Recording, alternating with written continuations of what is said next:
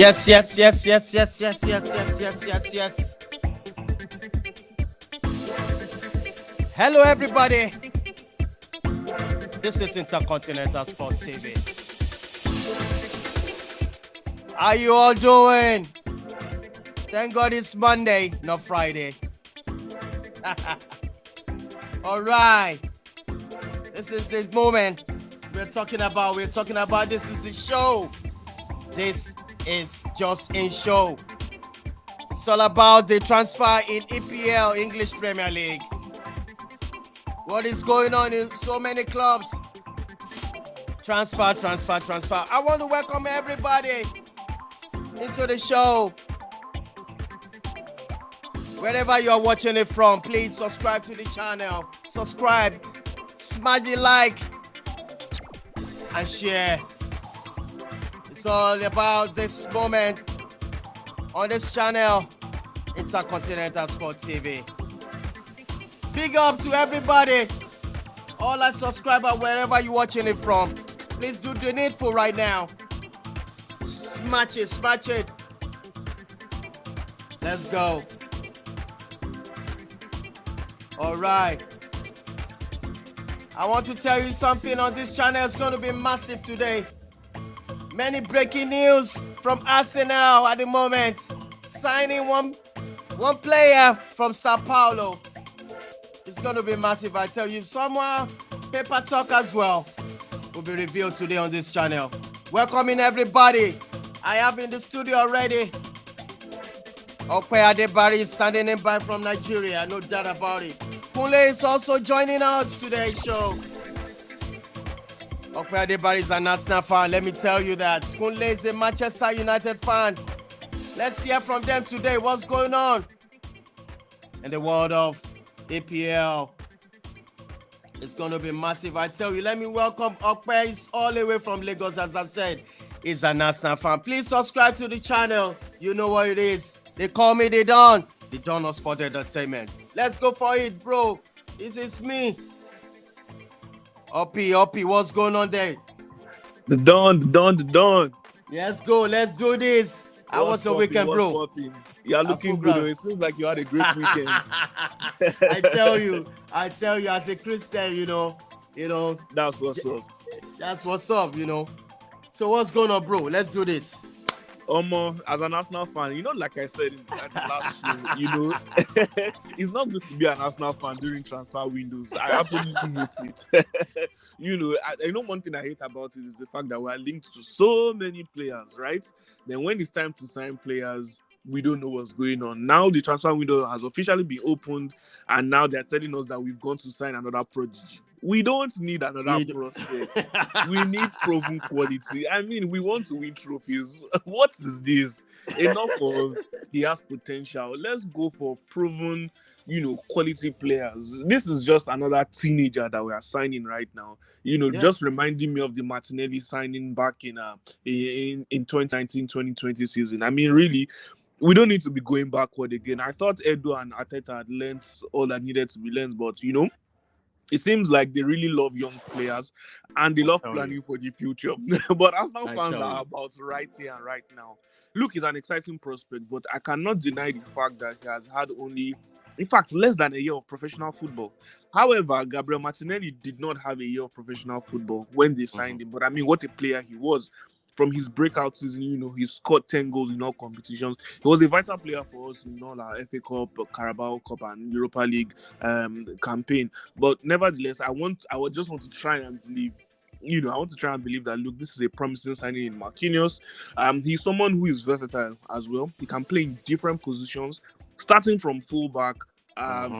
He can play on either side of the wing. He can also play through the middle.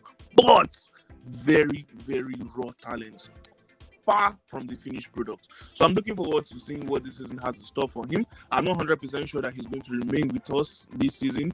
By the time he comes in, he settles in with the squad. If he's good enough, he'll stay. If not, he'll be sent out on loan. But for now, that is the only major signing from Arsenal. And we continue to be linked with the likes of Yuri Tillemans, Gabriel Jesus. It seems like Gabriel Jesus' deal is going to be done very soon. Obviously, with the fact that Haaland has officially been announced as the first summer signing for, Manchester City. So I believe that the deal for Gabriel Jesus should be done quickly. Hopefully, Chelsea does not hijack that deal.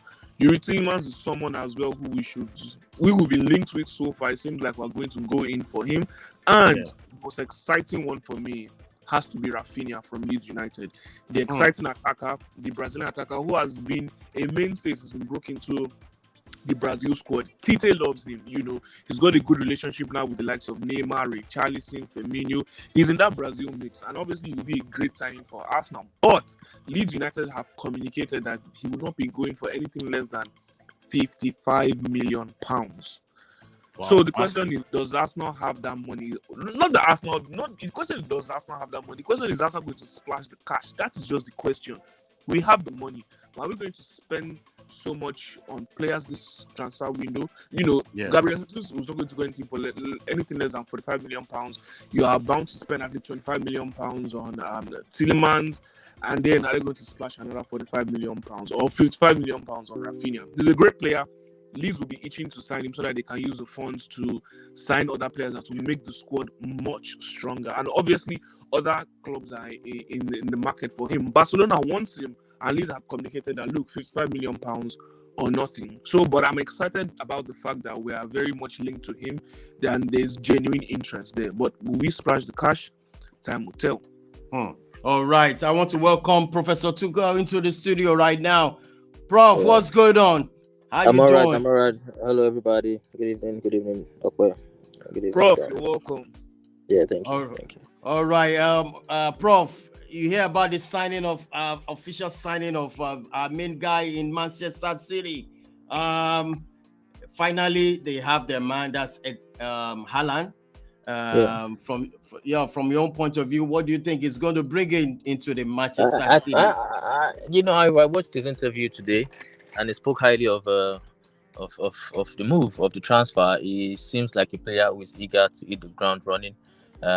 He spoke about how he was born in England, and how I know his father played for Man City, so he's got ties with the club, and he said he's always been a boyhood fan of Man City. So for me, it's a perfect signing, like I said, for a Guardiola team who there's been talks about doesn't need a striker, whatnot.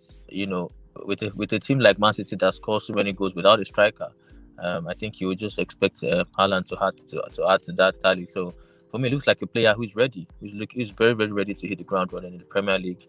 And which other manager is better suited to which other manager would you prefer to coach to greatness, if not Pep Guardiola? So for me, it's a fantastic signing, and it's been confirmed today. So we can't wait to see what he has in stock for us. Yes, fantastic. In fact, we are still going to talk about these two managers when the time comes for the question of the day. But now, next, I want to move into your club. That's Chelsea. I heard about this signing. What can you confirm about it? Yeah, Billy Gilmore. It's been came from the academy, in Chelsea's academy. It's been a shining light in the academy, and it's been loaned out. It was loaned out last season to Norwich. It didn't really do as expected. It didn't perform as expected. The first coach, I've forgotten his name, used him, but then when the former Aston Villa coach that came in, when he came in, he couldn't establish a starting spot in the team. So it's been a bittersweet loan move for Billy Gilmore, but it's very important to Chelsea to keep that youth system going. And I think Thomas Tuchel might be looking to loan him again because we have a starting boy called Gallagher who played for Crystal Palace last season. Obviously, there'll be plans to use Gallagher more this season. So I don't see Billy Gilmore getting into the team with the likes of Kovacic, N'Golo Kante, and Jorginho still there, with Ruben Loftus-Cheek still there. So Billy Gilmore might just be loaned out again next season. I won't be surprised. But it's very imperative that we tie him to another contract because he's got a very, very bright future. All right. Okay, I want to tell you about this guy, officials. I mean, it's official right now from Benfica that he has signed for Liverpool for £100 million.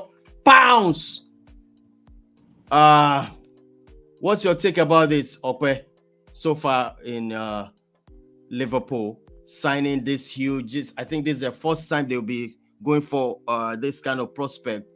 He's a fantastic player, no doubt. But in my own opinion, it's just it has been massive just for one season. All of a sudden, is a price. Hiked or what? Well, definitely, it seems like he's overpriced in a good transfer, or rather, if not for the way the transfer market is, on a good day, he shouldn't cost more than probably £25 million. But we've seen what the big clubs like Manchester City and Paris Saint-Germain have turned the transfer markets into. But then again, I think I would want to come for the angle of what is Manchester United doing. I think they were caught sleeping there. If you ask me. Yes, absolutely. Definitely they were caught sleeping because in less than 1 week it just seemed like Liverpool came with interest and immediately they launched a bid, they secured the player immediately. But it's a huge statement, obviously coming from the fact that number one, Sadio Mane is set to leave, and they're already preparing for his exit. So Sadio Mane going to Bayern Munich is imminent. That's the first thing. And when you think about it, just like one of us shared on the group, it seems like both Klopp and Guardiola are now going to switch to using main strikers, pure strikers, instead of the false nine. So I then begin to think of what does the future hold for someone like Roberto Firmino? Will he still have a place in the squad? Definitely he can, but does Firmino want to be a squad player? I mean, the World Cup is this year. He would want to remain fit. That Brazilian squad is extremely competitive. And look, Tite is the manager that, if you're not playing consistently for your club, if you're not in good form, you're not going to get into my team. And then he's got competition from those boys at Real Madrid, Vinicius, Rodrigo. Those boys are pushing to get into the team. And then you obviously still have the likes of, Neymar, Lucas Paqueta, Anthony, and obviously Rafinha that I've spoken of before. So Firmino needs to be playing regular football and he needs to be on his top game. But for Liverpool, I think this is a signing for the future. He's far from the finished product. I see the prospects in him.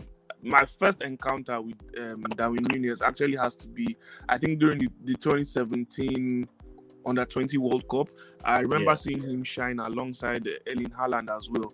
Haaland had a brilliant Under-20 World Cup for Norway, and he as well shone pretty well. In fact, he even scored in a fixture between Uruguay and Norway. So I like him. He's raw. He reminds me a lot of Edinson Cavani. He's brash, with both feet. That's why I said he's just very, very raw talent. He has a lot to do. He has a lot to do in terms of his passing. His concentration during games. Sometimes his ball retention is not the best as well. His hold-up play is not the best as well. But Jurgen Klopp is one of the best managers in the world, and he can bring the best out of any player. We see the likes of Origi, Minamino. Look, the list goes on and on. Trent Alexander-Arnold as well, Robertson. Klopp has the history of buying average players and turning them into stars.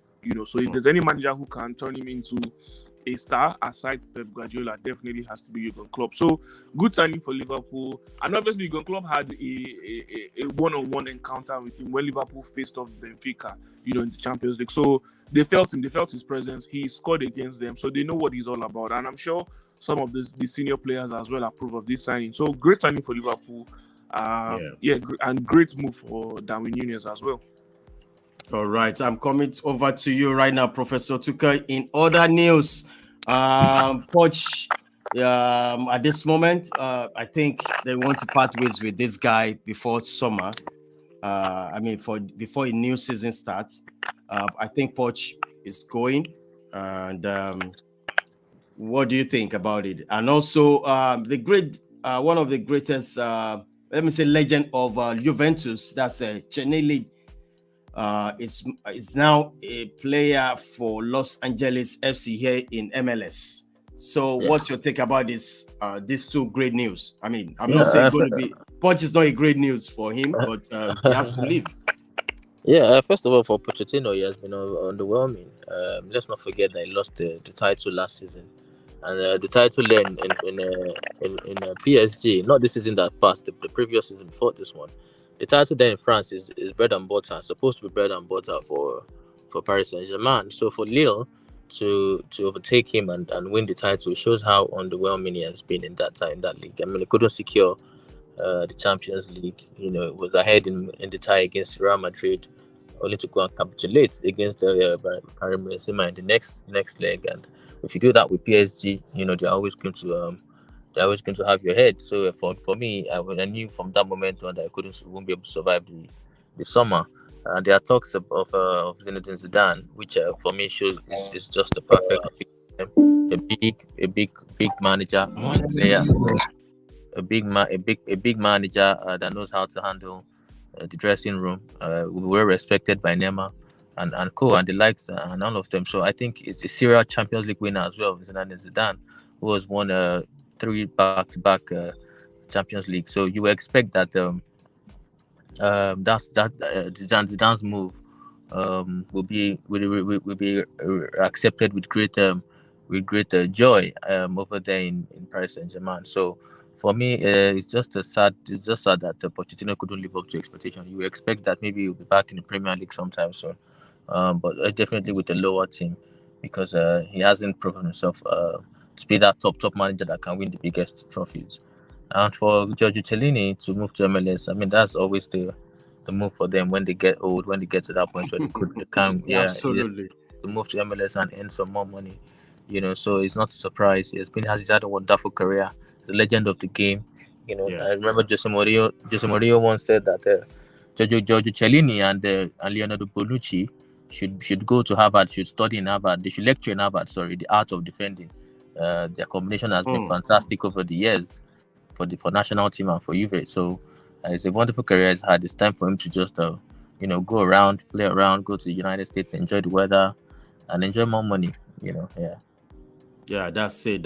Right away. Please, if you're watching this for the first time, please subscribe anywhere you are. It's all about us. It's all about our channel. Please subscribe, smash the like. Please smash the like of the video and also share. Let's share. It's all about our community we are trying to build up from this angle. So now, thank you so much, everybody. Watching wherever you're watching it from. Kunle is also in the studio right now. Let me see whether I can bring him in. Kunle, what's up? What's going on? Oshodi in Lagos. I'm good, boss. Good evening. Good evening to Professor Tuka. Yeah, good evening, Kunle. All right. Kunle, I'm going to ask you about what's going on with Manchester United transfer so far. Is getting to a situation whereby we have to riot. I mean, what do you think? What's going on with Manchester United transfer? Any latest?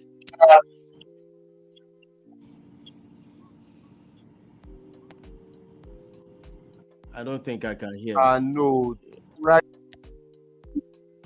Yeah, I can hear you. Oh my goodness! I think the network there is so bad. So bad. Just rumors that flying. Hello, can you hear me? Yeah, I can hear you now. I can hear you now. Oh my goodness. I think I lost Kunle again. All right, guys, let's move into the question of the day. Okay, I'm going to see what we want to ask today. We could see these two coaches now looking for a personal number 9 now, which is unusual of them using number 9. I'm talking about Klopp and Pep. So can we talk about these two managers, moving into having a 9, a false? Are they saying they don't want to use false 9 anymore? Okay, I'm going to start with you.